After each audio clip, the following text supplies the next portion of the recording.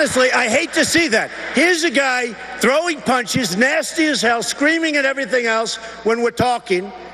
And he's walking out, and we're not allowed, you know, the guards are very gentle with him. He's walking out like big high fives, smiling, laughing. Like to punch him in the face, I'll tell you. We've never seen a presidential candidate encourage violence, but Trumpism has changed everything. Last night in Fayetteville, North Carolina, local sheriff's deputies decided to order Rakeem Jones to leave a Trump rally just as Donald Trump began speaking. Mr. Jones and his friends fully complied with the sheriff's deputies, who surrounded them as they walked out. And then this happened. That was John McGraw, who reached over to punch Rakeem Jones.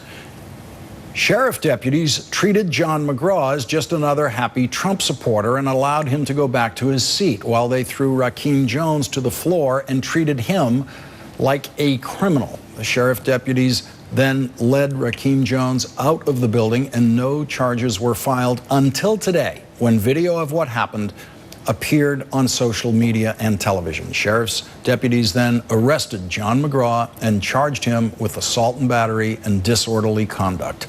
Last month, this is how Donald Trump urged his supporters to treat protesters.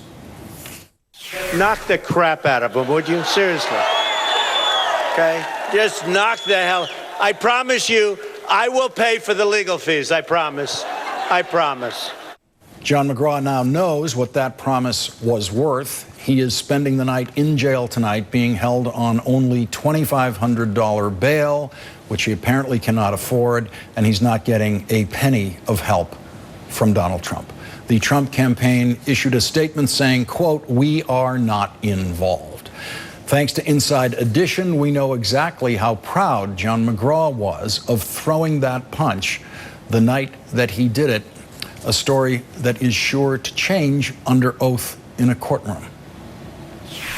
Did you like the event? You bet I liked it. Yeah? What'd you like about it? Knocking the hell out of that big mouth. We don't know who he is, but we know he's not acting like an American. So he deserved it? Every bit of it. What was that? Yes, he deserved it. The next time we see him, we might have to kill him. Might have to kill him. Now, where would a Trump supporter ever get an idea like that? Hey, by the way, I hate some of these people, but I'd never kill them. I hate them. No, I think, no, these people, honestly, I'll be honest. I would never kill them. I would never do that. Let's see. No, I wouldn't. Yes, that was the first time in history that an American presidential candidate discussed killing people who don't agree with him, thought about it on TV for a moment, and then decided not to do it. At least one of his supporters is in jail tonight, still thinking about it. Joining us now, Rakeem Jones, the man who was punched at that Trump rally. Also with us, Ronnie Rouse, who recorded some of the video that you've seen of that incident.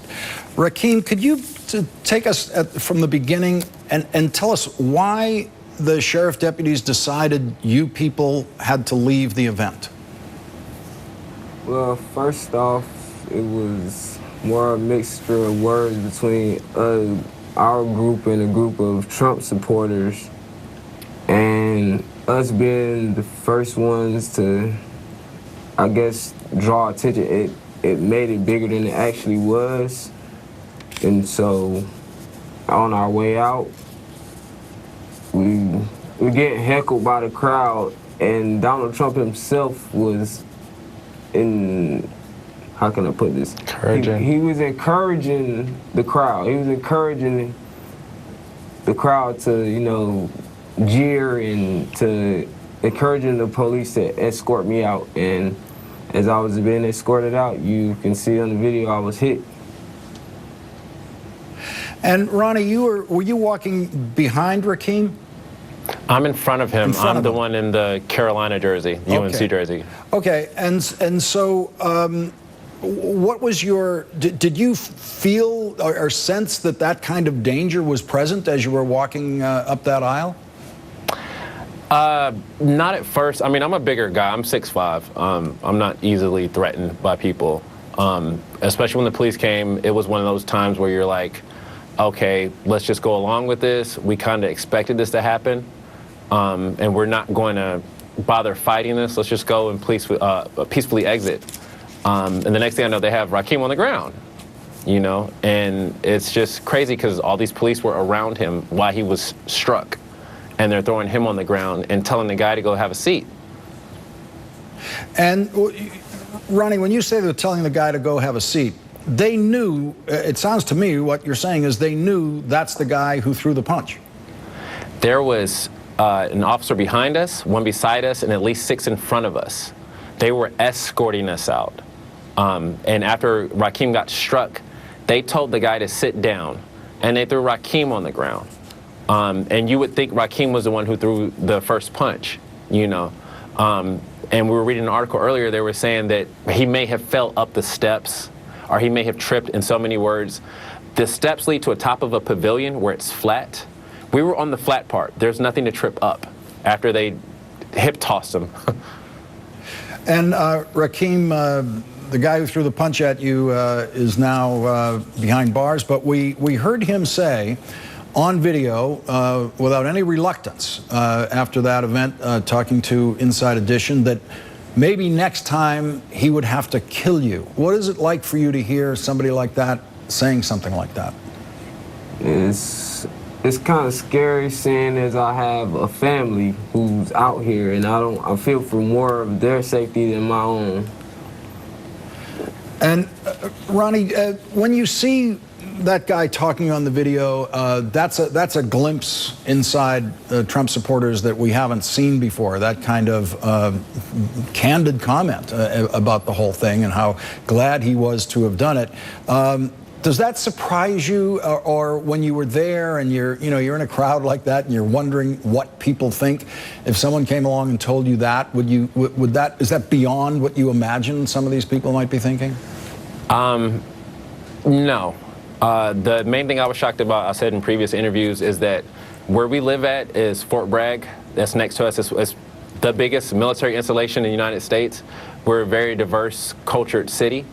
And we watched a lot of these other events, these campaign events happen in other cities in the Bible Belt in the South that are more racially charged areas historically.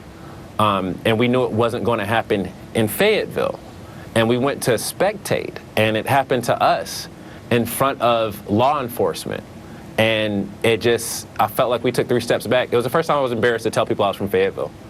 And Rakim, when the police surrounded you and were escorting you out, at that point, did you at least feel, well, I mean, at least we're safe now, the police are escorting us out? To be honest, I really didn't understand the force. You can escort me out, you can walk, but the force.